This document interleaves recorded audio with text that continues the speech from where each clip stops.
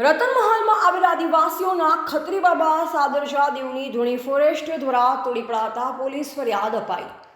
ધાનપુર તાલુકામાં આવેલ રતનમહાલ વિસ્તારમાં આદિવાસીઓની આસ્થાનું કેન્દ્ર એવા બાબા સાદરજા દેવની ધૂણી ફોરેસ્ટ વિભાગ દ્વારા તોડી પડાતા રતનમહાલ વિસ્તારના અનાદિ કાળથી વસવાટ કરતા આદિવાસીઓમાં ભારે રોષ ફેલાયો છે। ધાનપુર તાલુકાથી 9 કિલોમીટર દૂર આવેલ રતનમહાલ વિસ્તારમાં 3 ગામો આવેલ છે। અલિન્દ્રા, ભુવેરો, પીપરગોટા। ત્યાં અનાદિ કાળથી આદિવાસીઓ વસવાટ કરે છે અને આદિવાસીઓ વર્ષોથી ત્યાં દેવ તરીકે સાદરજા દેવને માને છે। તે એક આદિવાસીઓના આસ્થાનું કેન્દ્ર છે। ધાનપુર તાલુકા અને દાહોદ જિલ્લાના તમામ આદિવાસીઓમાં રોષની લાગણી ફેલાય છે।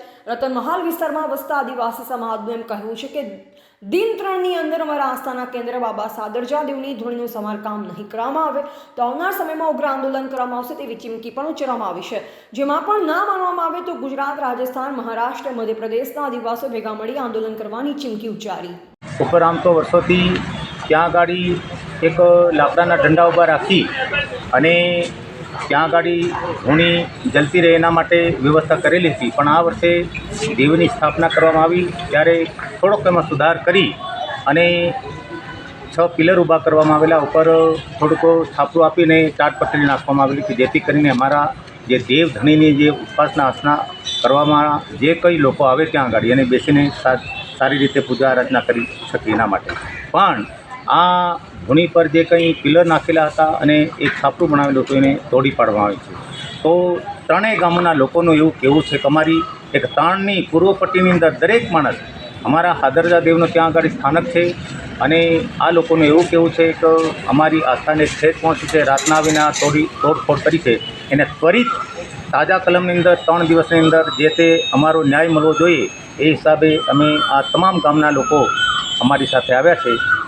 તો એનો જે કંઈ નિકાલ હોય એ અમારો સત્વરે થાય એના માટે અમે નમ્ર અરજ કરીએ। આપણું નામ? જીસુભાઈ વિજયભાઈ ભુરિયા।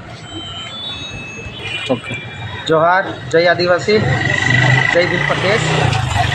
आज रोज अमे धानपुर पोलीस स्टेशने 3 गामोना आदिवासीओ अहींया भेगा थया छे के आजथी 10 દિવસ પહેલાં જે અમારા જે પૂર્વજ જે સાદરજા દેવ તરીકે અમે એને માનીએ છીએ એની જ્યારે મૂર્તિની સ્થાપના કરવામાં આવી હતી ત્યારે સાઈડમાં એની ધૂણી નાખવામાં આવી હતી। એ ધૂણીને ફોરેસ્ટ ખાતા દ્વારા તોડી નાખવામાં આવેલી છે। ત્યારે 3 ગામોના આદિવાસી નહીં પણ પૂરા ભીલ પ્રદેશના આદિવાસીઓ આજે આક્રોશમાં છે કે જે ધૂણી તોડી નાખવામાં આવેલી છે તાત્કાલિક ધોરણે આજ 1 કે 2 દિવસમાં બનાવી દેવામાં આવે અને અગર ના બનાવવામાં આવે તો પૂરા ભીલ પ્રદેશના આદિવાસીઓ એકત્ર થઈ અને પૂરા રતનમાળની અંદર ચક્કાજામ કરશે। આજે હું કહેવા માગું છું કે દેશના સુપ્રીમ કોર્ટના જજમેન્ટ પ્રમાણે દેશના 5 જાન્યુઆરી 2011ના જજમેન્ટ પ્રમાણે આ દેશના મૂળ માલિક આદિવાસીઓ છે। આર્ટિકલ 244 વન પ્રમાણે ફોરેસ્ટ ખાતાની 1 ઇંચ જમીન બી નથી। તો આજે અમારી પોતાની જમીન ઉપર જ્યારે અમે જે અમારા જે પૂર્વજોનો જ્યારે ધૂણી બનાવવામાં આવતી હોય ને જ્યારે એને નુકસાન કરવામાં આવે કોઈ સંજોગોમાં અમે ચલાવીને લેવામાં આવે અને અગર આજે અમે સંવિધાનમાં માનીએ છીએ અને અગર જો 2-3 દિવસની અંદર જો સરકારના જે કોઈ બી અધિકારીઓએ જે નુકસાન કર્યું છે એ તાત્કાલિક ધોરણે જો કામ પૂર્ણ નહીં કરવામાં આવે તો અમે આજે સંવિધાનમાં માનીએ છીએ, ફરી સંવિધાનમાં બીને માનશું અને આર પારની લડાઈ બી કરીશું। જોહાર, જય આદિવાસી, ઉલગલાન જારી રહેગા। જોહાર। આપણું નામ? રાયસિંહ માવી। રિપોર્ટર કિસાન મોહનિયા, દાહોદ।